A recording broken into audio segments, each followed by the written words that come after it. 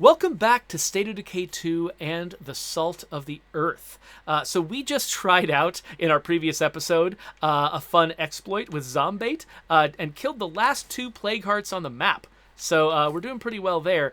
I have managed to fail to loot half the Plague Hearts on the map, though. So maybe that's something that I can spend some time doing right now. I got a Vandito here that is... got a couple rucksacks in it. I can definitely afford to fill it with a few more. And I've got a couple of completed bounties. So let's start out by driving over to the bounty broker and resolving these bounties and picking up a few new ones. And then we'll drive around and go pick up stuff from these Plague Hearts. Actually, though, I might... Once I see what bounties are available, I'll need to remind myself what's there. Lank the Bee-Man, my current character, might not be the right guy to complete these particular bounties. So we'll have a look and see what we think. I did get a question right at the very end of the last episode from Awesome Twitch Dude. He asks, any chance we could get Plague Busters, which I forgot what they were called in the previous episode, so thank you for saying Plague Busters out loud. Is there any chance we can get Plague Busters in the campaign? They disappear if you take them out of Heartland. Yeah, so... Plague Busters, because they're specifically tied to harvesting from bloaters, which is a mechanic that only exists in Heartland, we kind of avoided... We basically just made them a Heartland-only item to simplify the process of trying to deal with all the weird problems if you try to take them around and do weird stuff with them. We just saved ourselves a bunch of headaches and you a bunch of bugs by just deciding they existed only in Heartland. We did consider, when we were implementing... harder difficulty levels, and specifically when we brought in the all of the plague zombies. When we did Lethal Zone, we brought in all of the plague the plague ferals and plague plague screamers and plague bloaters. One thing we considered was bringing in the ability to harvest from plague bloaters so that you could make plague busters. But it was just one more thing, and we already, I mean, when you're adding a difficulty level to the game, you're basically changing everything. You're creating a new environment in which you have to retest every single part of the game. And adding one more thing would have just broken us. We could not possibly have gotten all the testing done and shipped the thing in any kind of reasonable time. And so we saved ourselves the headache and saved you the delay by just not doing it. And so is it impossible for us to do it in the future? No, that's the thing we could conceivably do. It's probably pretty low priority, though, because there's, other much bigger changes to the game that we prioritized.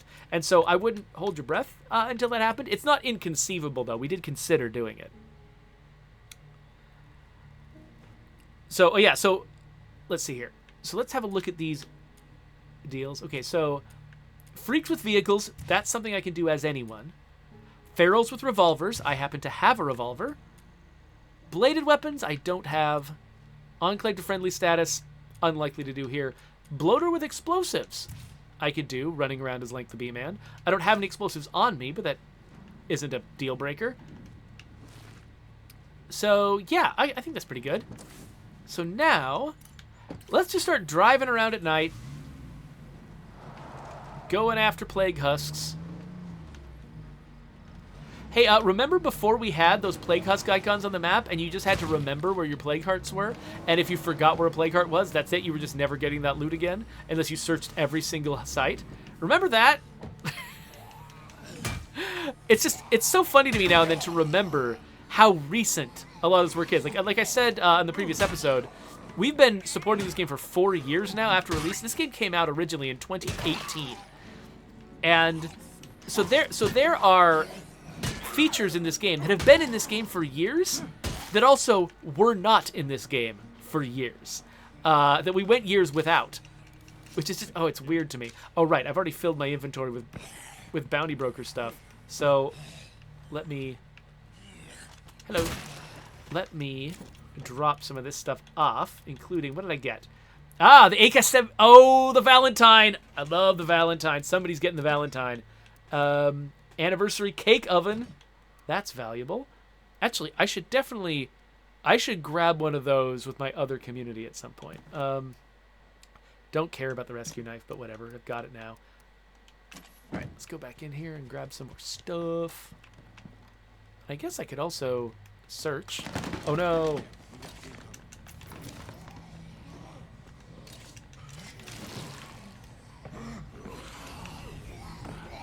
Hey, everybody.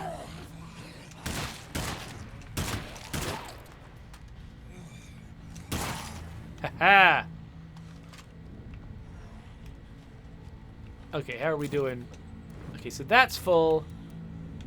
Yeah, I'm ready to go and drop stuff off already. So let's head up to this gas station that I've claimed. Ooh, Rosenberg wants to know if I'm planning on playing Trek to Yomi or Loot River. Yes, I've already downloaded Loot River, and I haven't tried it out yet. I've also, I think I might have pre-ordered. Yeah, I pre-ordered Trek to Yomi. So, no! What the heck? Okay, well, at least he's helping. I appreciate that. Thank you, Juggernaut. Thank you for helping. So, as far as I know, that might be the most interesting thing that happens this episode. I should probably go back and look at this Juggernaut so that I can thank him in the thumbnail if I want to. Ah! Oh! Oh, hey, buddy. Oh, man, the Dread Zone. Your car lasts forever in the Dread Zone.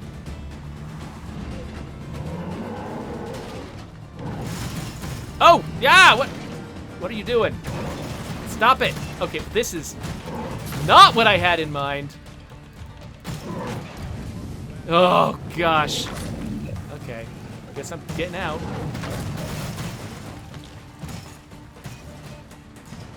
Thanks, Juggernaut. You're my favorite.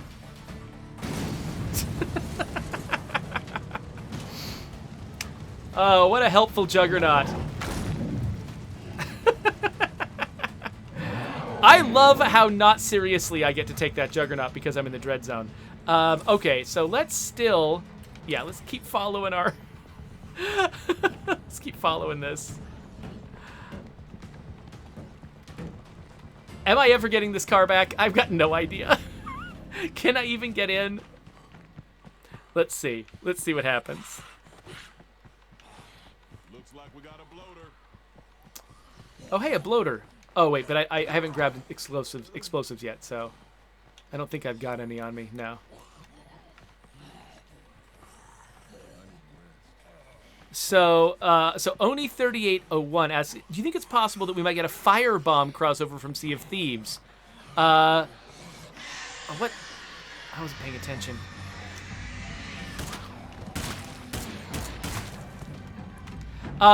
So we did that special Sea of Thieves crossover one time. We haven't really talked to them about the potential of doing more. I don't think... We're not really planning on adding any throwables or explosives to the game anytime soon. We're not really staffed up for that right now because we've been working on other things. And so that would be a little bit of a tall order to do that exact thing because we'd have to basically, move people around to do that. And so that's, unlikely. But I can see why you would want that. New bombs are always fun. Okay, so I need an advanced toolkit. And I guess I should grab some explosives because I've got that bounty, so why not, right? What do I have in the way of explosives? A bunch. That's what I've got. So if I see another bloater, did it get marked on the map? Ah, yes, it did. Okay, let's head down to this bloater. Let's kill it with a pipe bomb.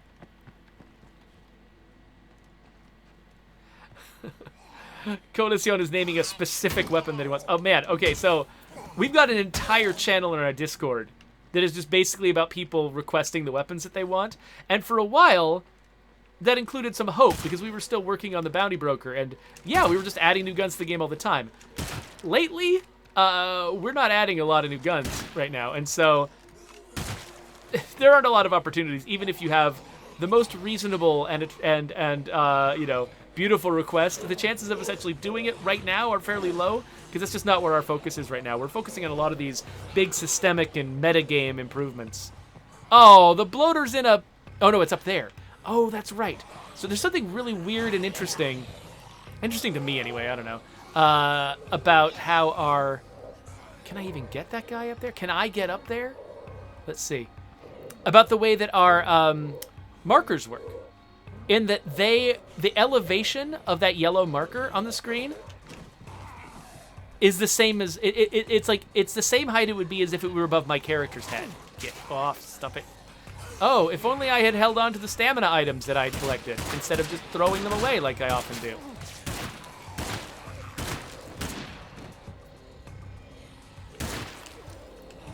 Okay, anyway, get off.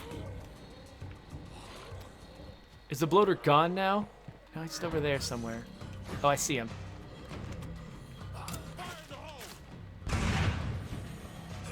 Okay, that didn't do it. Okay, whatever. I think he might be out of bounds.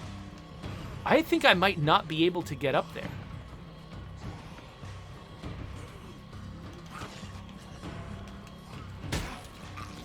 Okay, let's quit making a bunch of noise. Look at, so I think that bomb actually served as a distraction to some of the zombies that were over there. Okay, freaking Juggernaut. Okay. Oh, wait, I can't flip the... Is this Vandito really lost?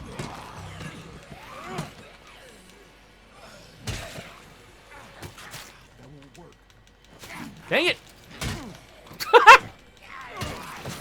Get off! Sheesh. This combat is not going very well. If only I ever used stamina items, this would probably be going a lot more smoothly. Oh, I just hate them so much. Okay. So, flip Vandito. Not an option. I guess because it's interpenetrating. Oh, okay, I can get into the trunk. I wonder if I can get into the door. I probably can't because it's not drivable right now.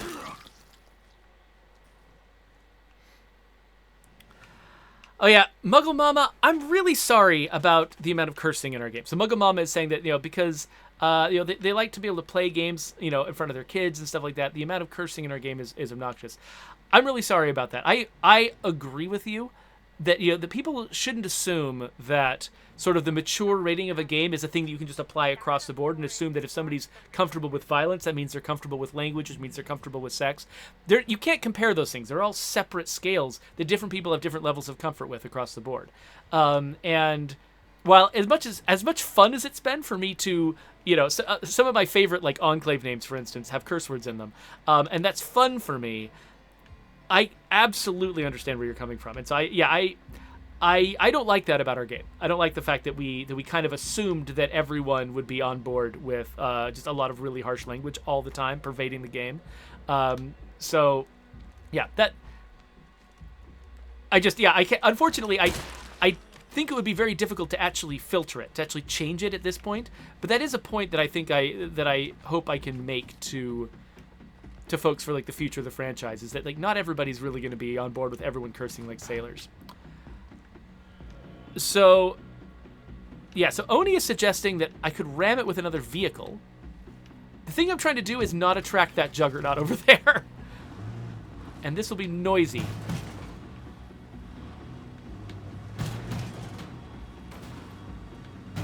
So it is budging, just like, and the Juggernaut is not noticing me. Something is busted. Actually, I'm kind of curious. Would this vehicle come back to this exact same position if I quit the game and reload it? Also, if I could bring the Juggernaut over here, could I get the Juggernaut to hit it? The Juggernaut may be able to knock it free in a way that I can't with this car. Oh, interesting. So La Coalición is saying that the Spanish language character, he says a lot of insulting things. The character who speaks, who like peppers some Spanish into his language. Like he says a lot of things that are rude in Spanish, but never actually crosses the line into cursing. That's good to know. Yeah, it's like each of our characters actually does kind of have a different comfort level with that stuff. Is this guy busted too? Hey, man. Huh. All right. Okay. That got him. Okay, come here.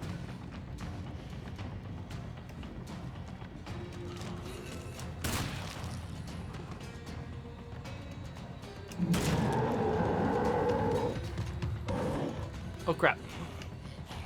I thought I was gonna head right out the door, but Okay, okay, nope. Oh, I just fell down. What? What is wrong with me? Okay. Oh, get... Little stupid zombie. Okay, he is nudging that thing when he moves past it. Shoot! This is going... Okay, I'm not losing Link the Bee-Man over a freaking Vandito. That is not happening.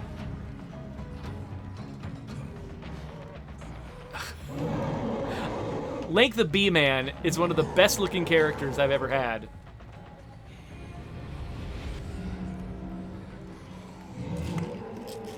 Okay. Okay, so that, man, that car is losing its freaking mind, though. All right, getting in the car for a measure of safety, not complete safety, but certainly more safety than I would have if I was playing in the Nightmare Zone. I wonder if that jittery vehicle is now more vulnerable to being knocked around by a car. Nope, nope, nope, nope, nope. Oh my gosh, stop it. Okay. Well, I'm not gonna go see the Wandering Trader, I guess. Okay, he's going past it again. Oh, man. I love my Vandito. Oh, get off.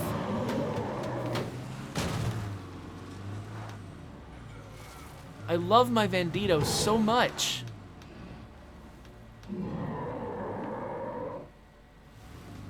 Yeah, come on, hit it. Hit it. Oh, no, well, not deeper into the fence. No, wait. That doesn't work. Why am I still doing this? This is stupid. He's just gonna blow up this car too. Okay, okay, hold on. Oh. Artalvos is suggesting I could hit it with a pipe bomb. Oh, no, no, nope, nope. Oh.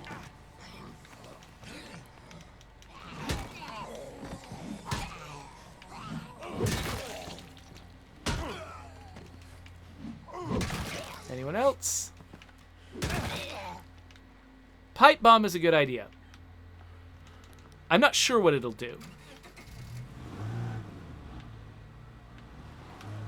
Oh, hey, Vanasha Panda, thanks for joining me. And I'm so glad that you're enjoying the game.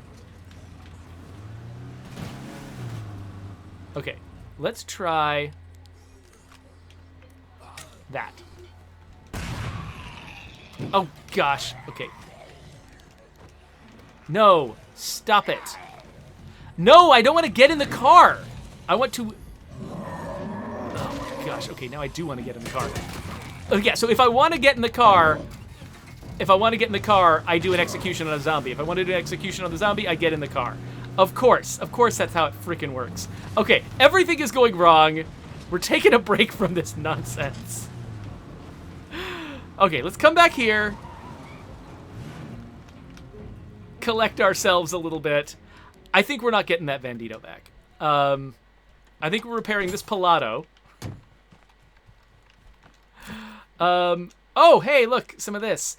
All right, so I've got, I think, enough room in my inventory. Let's go refresh our inventory and stuff.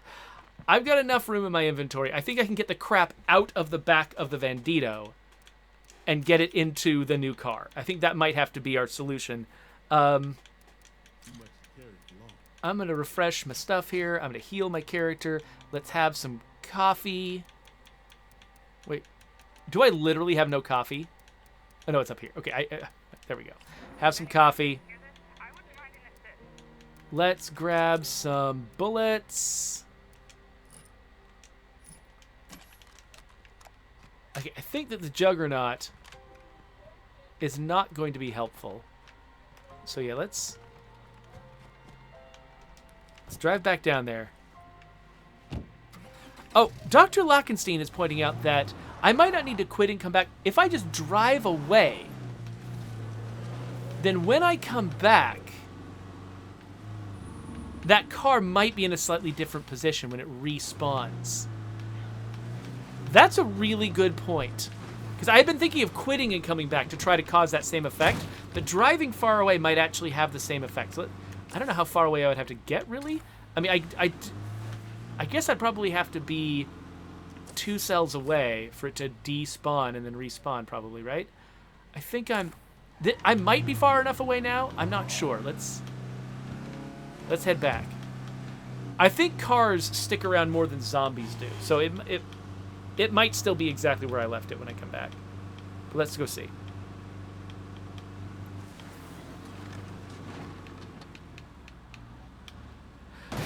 So Artalvos wants to know if we're going to be announcing when Update 30 is coming out anytime soon. I think you should watch the official State of Decay stream on Monday and see.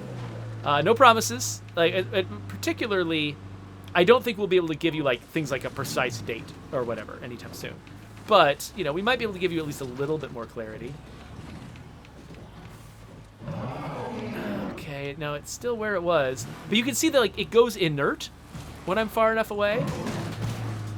And then it only starts vibrating and freaking out once we get really close to it. But yeah, I think that's in there forever. So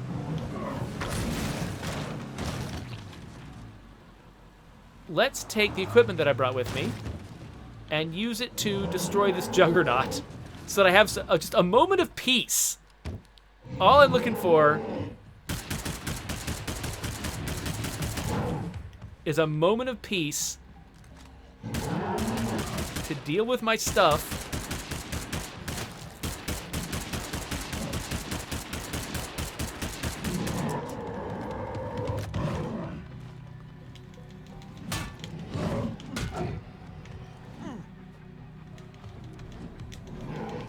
Don't grab me. Oh, you're a jerk. I hate you so much, Mr. Juggernaut.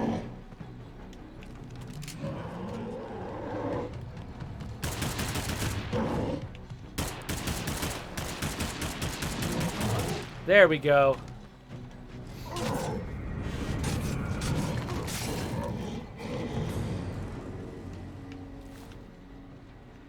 This has been the most expensive car wreck I've ever had. In this game. I've had more expensive car wrecks in real life. It's so jittery. Okay, so at the very least, I can open the trunk and get stuff out of it and run it over to the Pilato. I guess I could get the Pilato a little closer, couldn't I? This run is actually making me think of... so I've recently gotten into watching Taskmaster. They've got all of the old episodes on YouTube, and so I've just been going through the entire series and watching it. And there are so many occasions where there's in retrospect, it seems like there's a really obvious thing to do, and they'll establish the really obvious thing to do, and then they'll show all of the people who didn't do that. And so, yeah, me running like that is a nice example of that. All right, so let's drop that here. Let's also drop that because I can stack up. I can stack up the other one. There we go. All right. This Vandito is staying here forever. So, okay, you know what? Let's go home. I think Lank is just a little bit tired of everything right now. If we see a bloater, we'll try to kill it with an explosive. If we see a feral, we'll try to kill it with the revolver. But otherwise, I think we're just exhausted. Fun themed episode though, right? I knew that the first episode we shot today was going to have a theme. Because, I went into it knowing that, I was going to go and try out that zombie trick that Coalition was telling me about. I was not expecting this. I was not expecting to do an entire episode about failing to rescue a Vandito.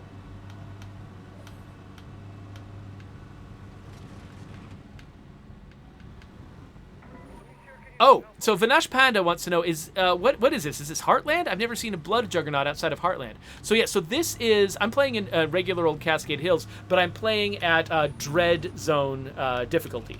And so at Dread Combat difficulty, I believe it was Combat difficulty, the Juggernauts are replaced by Blood Plague Juggernauts. And at Nightmare, the Screamers and the Bloaters are replaced by Blood Plague, Screamers, and Bloaters. And at Lethal, the Ferals are replaced by Blood Ferals. So, yeah, so I'm playing at a slightly higher difficulty than Standard. Not really a lot, but enough to get some Juggernauts in here. So Vinash Panda's like, oh, yeah, and Oni is issuing a fair warning that, yeah, as you rise in difficulty, I mean, it's no joke. It's very easy to lose characters when you're playing at a higher difficulty than you're used to, as this audience has seen me do many times. Wait, why did I marked the wrong thing. Why did I mark these other people instead of marking my own base? That was strange. I mean, it was kind of close to my base, but that was definitely not my base that I marked. So, well, I missed my Vandito. I guess I'll have to find another van to upgrade. Not upgrading that wizard van, though. That wizard van is sacrosanct. Yeah, I'm out of storage room for everything. There's our cake oven. Ha-ha! All right. Actually, yeah, you know what? Link is going to drop off the explosives. And maybe we can get somebody else with a revolver to go out there and try to fight ferals, because I think Link's pretty much done for the day. He's been out there trying to make these bounties happen, and you know what? It just has not gone well for him. So we'll give Link a break, and let me poke my head back into the chat and see what I'm missing here. Oh, Vinash Panda, I wish that we gave you a little bit. I don't know. So Vinash Panda is talking about the fact that they accidentally chose the wrong dialogue option in a mission and caused the opposite thing to happen than what they expected, and there was no going back from it. So I think we definitely could have there's several places in the game where you can make abrupt and final decisions about things without any chance to, without, for instance, a hold action or a confirmation to say, are you sure this is what you want to do? Really commit to this if you really mean it. And yeah, there's another one that I've run into fairly recently, which is when you get the pop-up right before a legacy mission starts, you have to hold the button to accept the legacy mission, but it's a quick action to accidentally cancel the legacy mission and then have to wait for the legacy mission to come back. So there's several places like that where you can make choices that are just regrettable, and you can make them so quickly by accident that that is very frustrating. So I'm sorry you ran into that. Oh, Artelvo suggested if I had a sports car, I might be able to wedge a sports car under the Vandito to pry it out that way. Maybe. At this point, I'm just you know what? That Vandito is part of the map. I don't know if, yeah. I don't know what I'm doing. Anyway, oh, so Coalition says that today I got a request for the wish list about making an only freaks mode. So it's just ferals crawling all over the map. So our freaks have more complicated AI than regular zombies, so we literally could not have as many freaks on the map as we have other zombies. But if we literally knew we had no other zombies on the map, we could probably up the count of freaks and respawn them more regularly. That's not a crazy idea.